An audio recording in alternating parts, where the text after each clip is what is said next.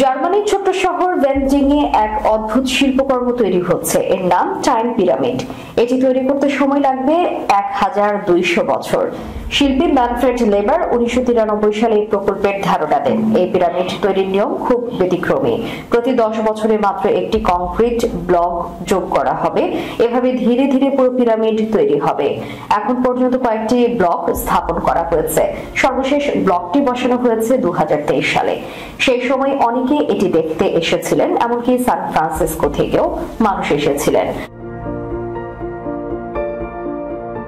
এখনো 116টি ব্লক বসানো বাকি।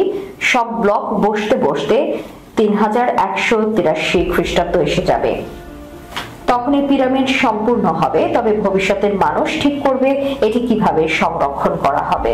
শিল্পী ম্যানফ্রেড লেবার 2018 সালে মারা যান, কিন্তু তিনি এই পিরামিডকে একটি দীর্ঘমেয়াদী শিল্পকর্ম হিসেবে কল্পনা করেছিলেন। তিনি চেয়েছিলেন ভবিষ্যতের মানুষ এর মানে খুঁজে নিক।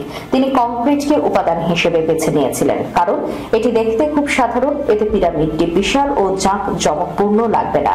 অনেকেই মনে করেন লেবার হয়তো সময়কে কংক্রিটের মতো শক্ত স্থায়ী করতে চেয়েছিলেন।